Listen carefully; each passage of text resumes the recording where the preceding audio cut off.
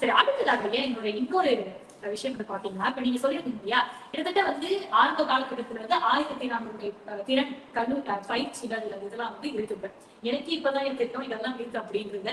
அப்ப இதுல வந்து நிறைய பேருக்கு வந்து என்ன ஒரு கருத்து வேறுபாடு இருக்குன்னா, இப்ப இந்த பயிற்சி கல்வியிலிருந்து வரவங்களுக்கும் ஒரு கல்லூரியில் படித்து சாதாரண கல்லூரியில் படித்து இல்லைன்னா வந்து ஒரு பல்கலைக்கழகத்தில் படித்து வருவதற்கான அந்த வேறுபாடு வந்து உண்மையாகவே இந்த தொழில்நுட்பத்துடைய தொழில் வந்து பாதிப்பு இருக்கா, அதுக்கான சவால்கள் இவங்க வந்து வச்சிருக்காங்க, நம்ம ஸ்மார்ட் வச்சிருக்கோம், ஆனா நம்ம கிட்ட அந்த ஒரு வேறுபாடு அந்த மாதிரி எப்படி நம்ம வந்து வேறுபாடு காண்றது, அதுல என்ன சவால்கள் இருக்கும்னு நம்ம இப்போ உள்ள காலகட்டத்தில் இளைஞர்கள் கண்டுபிடிக்கணும் முக்கியமாக. சரி, வேலை வாய்ப்புன்னு சொல்லும்போது நீங்க இன்டர்வியூ போகலாம், இன்டர்வியூ கேட்கிற மாதிரி கேட்கணும். எப்போதுமே எல்லா இன்டர்வியூ பக்கத்தில் இருக்கிற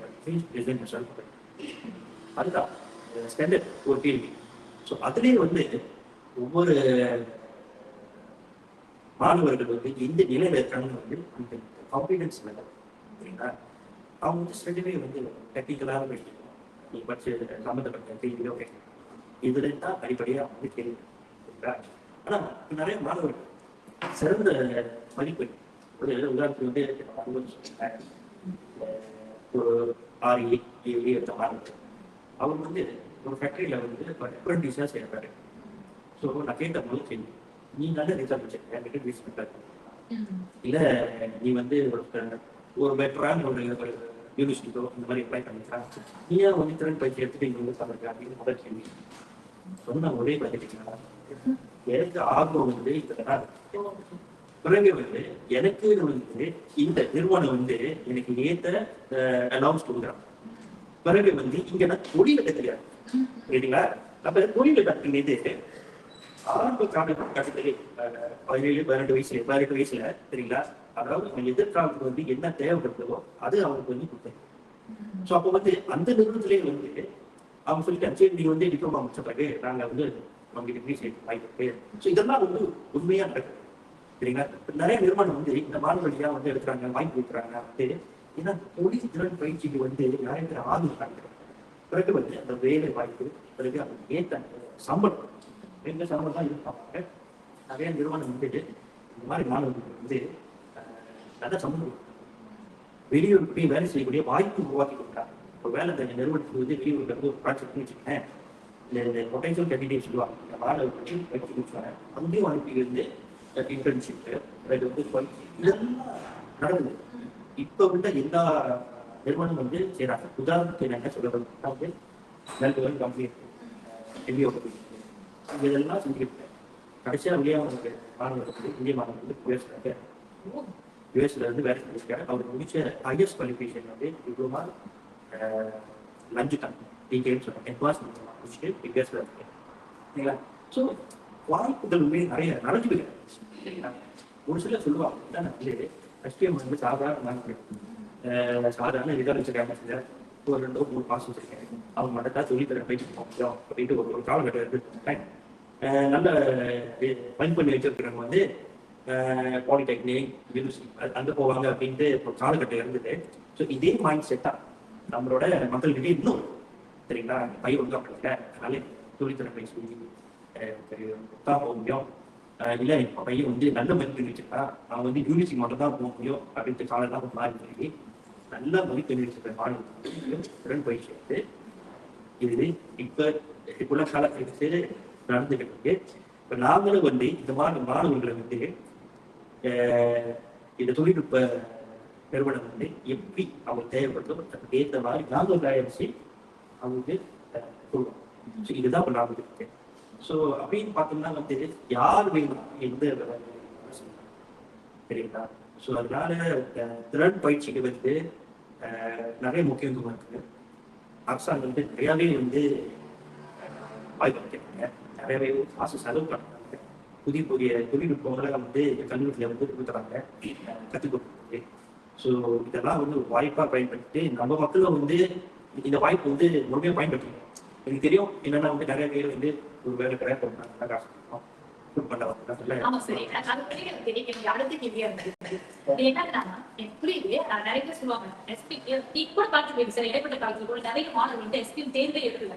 அது வந்து தேர்வு எழுத்துல கேட்டா சொல்றாங்க, இல்ல இதெல்லாம் வேண்டாம், நான் வேலை போட்டிக்கிறேன், நான் பணம் நான் இப்படி பண்ணிக்கிறேன், நான் இந்த வேலை செஞ்சுக்கிறேன், அதனால வந்து எனக்கு தேவை இருக்கு, நான் தேர்வு போயிடுவேன் அப்படின்றது யோசிக்கிறவங்க வந்து முக்கியமான அந்த அடிப்படை தேர்வை வந்து எழுதாம இருக்கிறவங்க தான் நிறைய பேர் சொல்லுவாங்க. அப்ப அந்த வகையில சார் அவங்களுக்கு அந்த திறன் உண்மையாவே எப்படி வந்து கால் முழுக்க அவங்க கூடயே வந்து பயணிக்குமா, இல்ல இப்படிப்பட்ட மாணவர்களுடைய சிந்தனைக்கு வந்து ஏன் அந்த மாதிரிலாம் அவங்க சிந்திக்கிறாங்கன்றது உங்களுடைய கருத்து எப்படி இருக்கு?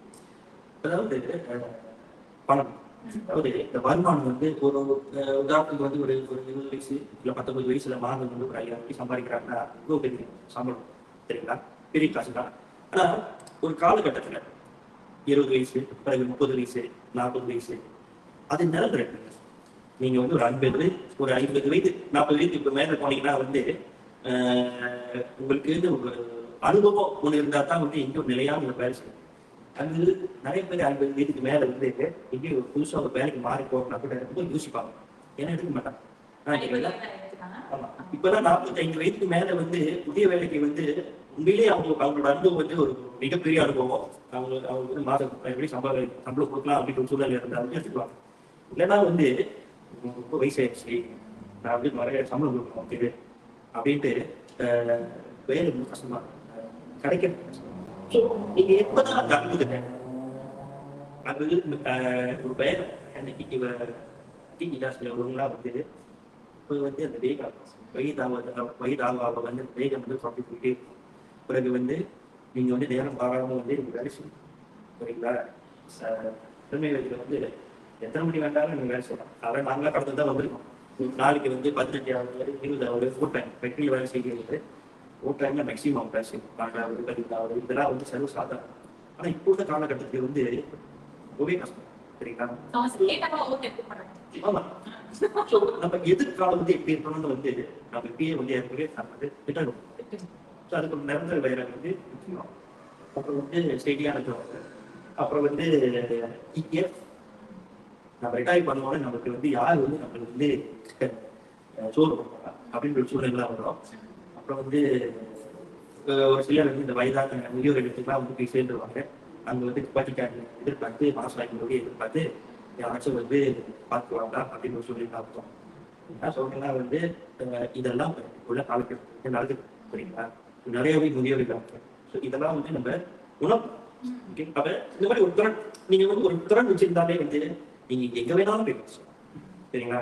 நீங்க ஒரு ஆசிரியராக ஆகலாம், you can become a coach, you can become a trainer, சரிங்களா? At the same time நீங்களும் வந்து ஒரு ஸ்கில் கொடுக்குறாங்க. ஸோ அந்த வாய்ப்புகள் நிறையவே இருக்கு. ஸோ அதனால வந்து திறன் பயிற்சி என்ன அப்படின்னு முதல்ல தெரிஞ்சுக்கணும். அதுல வந்து நம்ம போய் என்ன கத்துக்க முடியும் அப்படின்றது வந்து நம்ம உணரணும், முயற்சி எடுக்கணும். இதுதான் அடிப்படை, சரிங்களா? மொபைல் நல்லா படிச்சுக்கணும். அது வந்து அரசாங்க கல்வி வந்து கம்பல்சரி. அதை விட்டுட்டோமா வந்து இதுக்கு மேல எங்க படிக்கிறது, அடிப்படை சம்பளம் 1500 1700 வரைக்கும் தான் நம்ம சீலிங். சாதாரண ஒரு கான்ட்ராக்ட்ல வேலை செஞ்சா ஒரு கிளீனராக வந்து கான்ட்ராக்ட் வருடம் நீங்க வந்து ஒரு 20 வருஷம் வேலை செஞ்சாங்க, அதே 1500 தான் கற்றுக்கலாம். நீங்க கேட்டு பாருங்களேன், யாராச்சும் வந்து செக்யூரிட்டி கார்டாக வேலை செய்யறாங்க, கிளீனராக வேலை செய்யறாங்க, அவங்களுக்கு அனுபவம் இருக்கும் 8 வருஷம் 7 வருஷம். ஆனா அதே சம்பளம் தான், அதே அவங்களுக்குன்னு ஒரு திறன் இருந்துச்சுன்னா அதையும் தாண்டி வந்து நிறையாவே அதுதான் நம்ம வந்து கஷ்டப்பட்டு வேலை செய்யணும், அனுபவத்தை தேடுறோம். அதிக சம்பளம் உண்மைதான், அதிக சம்பளம் கிடைச்சா பெரிய காடி வாங்கலாம், வீடு கொஞ்சம் வசதியா இருக்கலாம், அப்புறம் அதிக செலவு பண்ணலாம். கண்டிப்பா சார். அதாவது எப்படி சொல்றதுன்னா சார் வந்து நான் பின்னாடி வேண்டியதுலாம் முன்னாடியே சொல்லிட்டேன். அது உண்மைதான் சார். எதுக்கு எல்லாம் சம்பாதிக்கணும்னா உண்மைதான். என்ன சாப்பாடு, வீடு, நல்ல படிப்பு, நல்லா வேலை செய்யணும், இதெல்லாமே வந்து பணத்தின் அடிப்படையில தான் நம்ம எல்லாருமே இருக்கிறதுனால பணம் வந்து அஸ்திவாரமா இருக்கு சார். அந்த பணம் அஸ்திவாரமா இருக்கிறதுனாலதான் திறன், வேலை வாய்ப்பு, திறமை இருந்து வேலை கிடைக்காதுங்க, திறமை வந்து இருக்கு ஆனா மேம்படுத்திக்க சில பேர் வந்து தயங்குவாங்க. இந்த மாதிரி எல்லாம் வந்து பாத்தீங்கன்னா உங்களுக்கு அந்த எதிர்கால வேலை வாய்ப்புக்கான திறன் பயிற்சி ரொம்ப ரொம்ப முக்கியம். அதனாலதான் இன்னைக்கு நம்ம ஐயா வந்து திறன் பயிற்சினா என்ன, அதனுடைய சவால்கள், அதனுடைய சிறப்புகள், என்ன செஞ்சா என்ன இருக்கு, அது மட்டும் இல்லாம இந்த தற்காலிகத்துக்கும் சரி, வரக்கூடிய அடுத்தடுத்த நாட்களுக்கும் சரி, திறனை தான் நீங்க எங்க வேணாலும் படிச்சுக்கலாம், இங்க வேணாலும் என்ன வேணாலும் பண்ணலாம் அப்படின்றது தான் ஐயாவுடைய இன்று முதன்மையான கருத்தாக நம்ம வந்து தேர்ந்தெடுப்போம்.